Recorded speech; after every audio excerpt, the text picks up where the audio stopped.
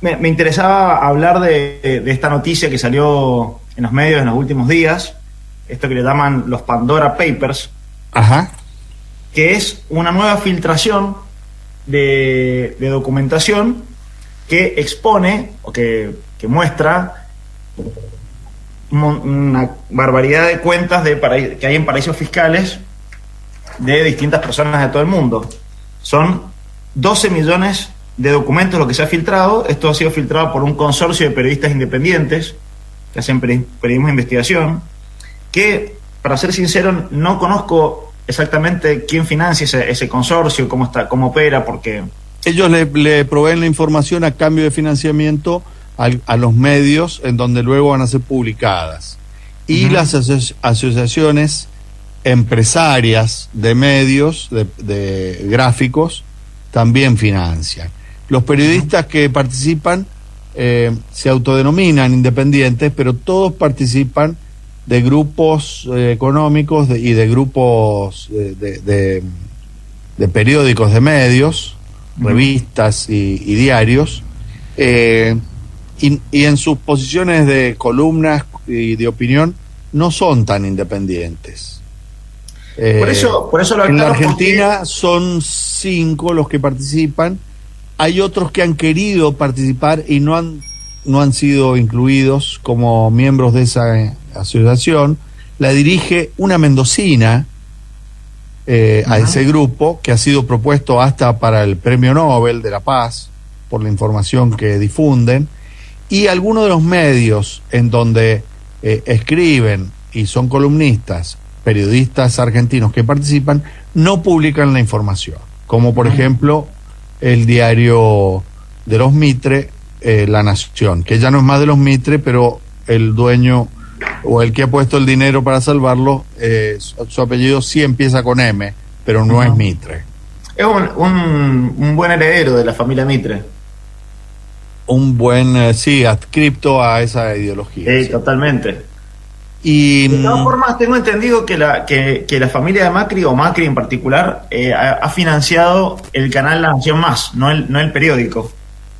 Ha financiado el canal para que salga, y la deuda del periódico, con lo cual no se convierte en accionista, sino que en acreedor. Sí.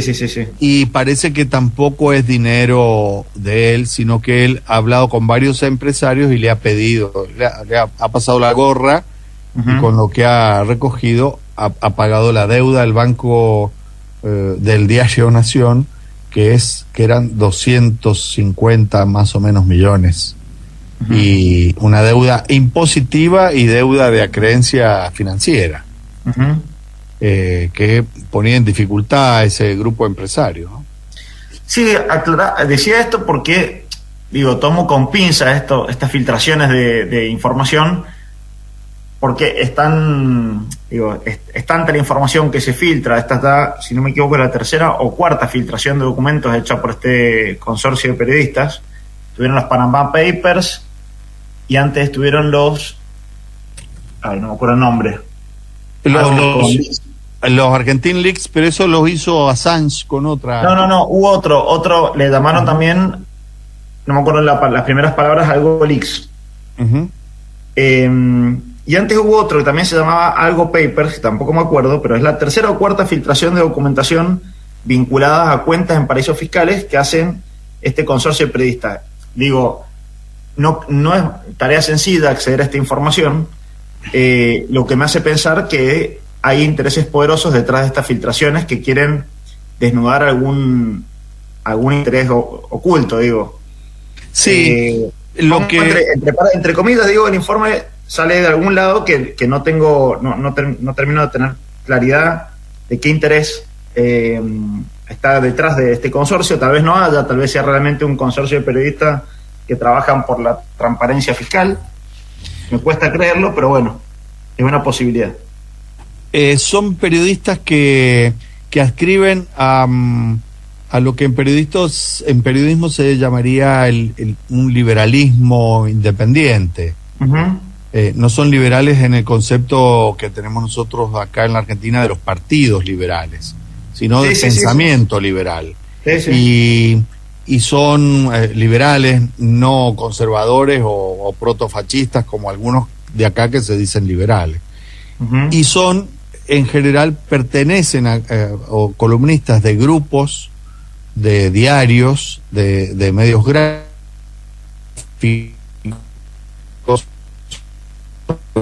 pero son muy poquitos por países. En la Argentina solo 5, y sabemos que hay mucho más de 5 periodistas investigando y trabajando en forma responsable con la profesión, aunque no se digan independientes. Y la otra cosa es que son periodistas en general que tienen tiempo particular para destinar a esto, quiere decir que tienen buenos ingresos. Por el motivo que sea, o porque tienen buenos ingresos, porque tienen de familia, tienen buena situación económica, o porque son bien pagos, porque son destacados, o algo por el estilo. Pero son personas que pueden destinar tiempo extra, que no es tiempo en calidad de honorarios a esta asociación, ¿no? Sí, sí, sí. Bueno, pero digo, para entrar en tema, han filtrado 12 millones de documentos, que esos documentos muestran información de cuentas abiertas en paraísos fiscales de las personas más poderosas y ricas del mundo. En ese listado se encuentran más de 300 políticos de más de 90 países, y en América Latina aparecen 3 presidentes, actuales presidentes. Uno es Guillermo Lasso, el actual presidente de Ecuador, que es un ex bancario o banquero que ganó las elecciones ahí digamos, después de la crisis del partido de Correa y su enfrentamiento con su ex socio Lenín Moreno. Gana un candidato que podríamos decir similar a lo que representa el gobierno de Mauricio Macri en Argentina, y aparece en varias cuentas fiscales, pero todas con operaciones previas a su mandato. Esa es la declaración que ha dado Lasso. El caso más polémico es el del presidente de Chile, Piñera, que aparece en cuentas fiscales, en paraísos fiscales, desarrolladas las cuentas en paraísos fiscales durante su mandato, y que esa cuenta en paraíso fiscal se usó para una transacción de venta de una mina chilena de la familia Piñera a un amigo de la infancia de él. Todo realizado en paraísos fiscales, y no había sido declarada esta operación en la FIP chilena, que desconozco el nombre de su entidad de control fiscal. Claro, en la entidad de registración, sí. Exactamente, y la declaración del gobierno de Chile dice que desconocer esa transacción y esa cuenta. Eso fue un comunicado que salió en texto del Gobierno Nacional de Chile. Le han pedido, desde numerosos lugares, le han pedido la renuncia por esto a Piñera. ¿No se la pidieron esos sectores por los asesinatos de las fuerzas del Estado contra las personas que protestaban por la situación social y política previa a la pandemia? Y sí se la piden por esto. Sí. Así que imaginen el tenor de gravedad que tiene institucional para Chile esto. Sí, y recordamos que Piñera está en el nivel más bajo de la historia de ¿cómo se dice?, de imagen positiva de un mandatario. Sí. La última vez que se midió la aceptación popular del presidente de Chile, rondaba el 10% de la población, después de las crisis sociales que se vivieron en Chile y el proceso de reforma constituyente en el que están atravesando. Creo que esta noticia puede ser no sé qué tratamiento ha tenido en Chile, en los medios chilenos, pero probablemente sea el golpe de gracia que le quedaba al gobierno de Piñera en Chile. La periodista encargada de difundir los papeles, los papers estos con estas denuncias, es una de las periodistas de más prestigio de habla hispana en el mundo. Mónica González, que era una de las instructoras de la fundación de García Márquez del nuevo periodismo latinoamericano. Una mujer absolutamente implacable en lo que tiene que ver con su profesionalismo y con los datos que publica. Como notas, trabajaba en un semanario y en un diario que yo no recuerdo los nombres, pero es muy serio lo que hace esta mujer. Uh-huh. Y te faltó nombrar otro presidente que no sé cuál es. El presidente de República Dominicana, que no recuerdo el nombre en este momento. Bien. Que también esas cuentas, la declaración del gobierno de República Dominicana dice que fueron cuentas abiertas previos a la asunción de él como presidente y para realizar algunas negociaciones exteriores, y según parece habrían estado declaradas. Que es importante declarar en este contexto que el hecho de que hayan personas que tengan cuentas en paraísos fiscales en sí mismo no constituye un delito. No es delito. Exactamente, no es un delito. Pero en algunos casos podría ser, pero en general no. Exactamente, lo que se presume muchas veces es que la apertura de las cuentas en paraísos fiscales, para poder llevar el dinero ahí y evadir al fisco, porque el objetivo es no someter la riqueza de estas personas, de estas empresas a cierta presión tributaria. Si el objetivo es ese, lo más probable es que sea dinero que se ha transferido sin haber sido declarado en los países de origen, y a partir de un entramado de sociedades constituidas artificialmente a los fines de esconder la riqueza y el patrimonio del fisco de los países de origen. Así que bueno, eso en primer lugar. ¿Qué es lo llamativo de esta historia para la Argentina? Es que la Argentina ocupa el tercer puesto en la cantidad de personas que tienen cuentas en los países con paraísos fiscales, y el quinto puesto en cantidad de empresas abiertas en paraísos fiscales, lo cual muestra, siendo la Argentina en el concierto de economías del mundo, un país relativamente chico, si uno lo compara contra las grandes economías del mundo, que la Argentina esté después de Rusia y de Inglaterra, muestra a las claras que la Argentina tiene un problema gravísimo de evasión y de fuga de capitales al exterior. Nosotros esto lo habíamos tratado en una columna anteriormente. Nosotros habíamos dicho que oficialmente hay cerca de 450.000 millones de dólares depositados en el extranjero, de los cuales hay inversiones, hay propiedades, pero el 50% de ese dinero en el extranjero de argentinos es en efectivo. Salió una nota muy interesante el otro día que planteaba que esta tendencia a argentinos a depositar sus dólares en el exterior, muchas veces uno le achaca una característica moral o ética a este empresariado que tiende a sacar la plata del exterior o buscar lugares donde haya menor presión fiscal, pero es de tal magnitud que evidentemente hay un problema estructural en nuestra economía, y lo que yo creo es que hay que correrse de esa mirada a veces moral o ética con la que se trata de analizar el problema económico, y nada, plantea un problema muy grave. Nosotros también veníamos hablando de los índices de pobreza, que rondan el 40% en Argentina, y sabemos que hay 450.000 millones de dólares depositados afuera. Esto es un PBI entero argentino. Eso es un cálculo, porque justamente uno de los datos que se reclamaba en esta investigación es que no hay cifras de lo que contiene cada cuenta. Sí, ese cálculo es oficial, y es en paralelo a esta investigación. Sí.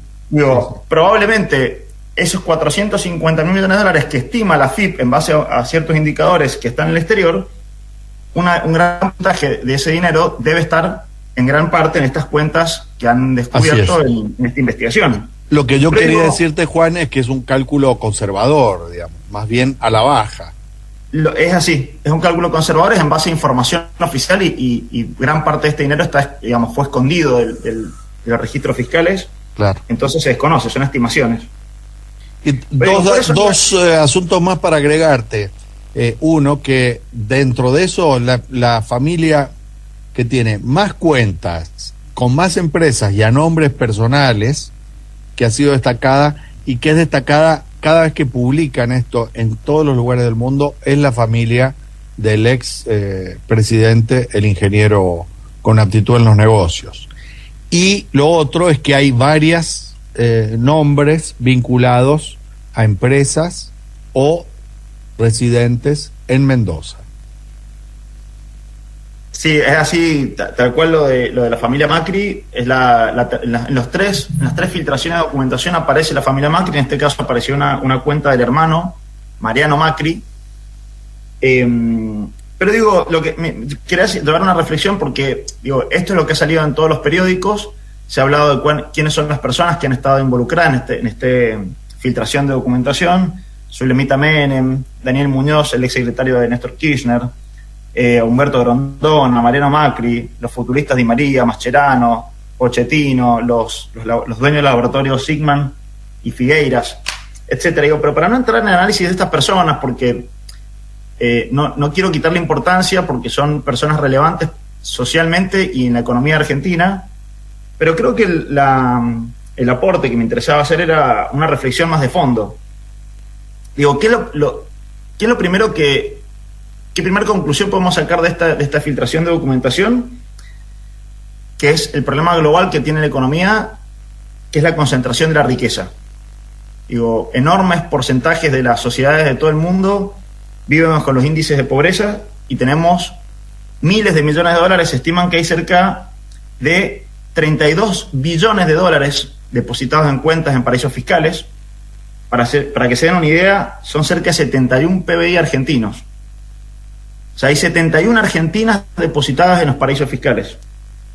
Es un número inconmensurable. O sea, podríamos resolver graves problemas de casi toda la población pobre del mundo. Se estiman que hay cerca de 600.000 millones de dólares que se evaden por año gracias a estos paraísos fiscales. Y ese es el primer problema que aparece, que es un problema global, no es un problema solamente argentino, es un problema de la concentración de la riqueza que se agrava cada vez más.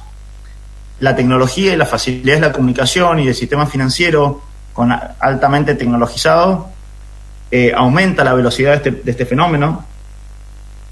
El otro punto que tiene que ver con lo mismo es, digo, ¿de dónde sale esta riqueza? Digamos, es riqueza generada por las sociedades de todo el mundo, porque en última instancia las generadoras de riqueza, más allá que haya un dueño de una empresa, las sociedades son las que generan riqueza, son sus trabajadores, sus empresarios, sus sistemas legales, sus sistemas educativos, su sistema de salud. Todo ese conjunto de variables son las que generan riqueza en los países, no es solamente la inversión del capital. Y es riqueza generada por sociedades que es extraída de esa sociedad y depositada en un lugar que solo le permite, digamos, el beneficio del propietario de ese capital. Y acá surge la tercera reflexión, que es, digo, frente a un problema global, la solución también debe ser global.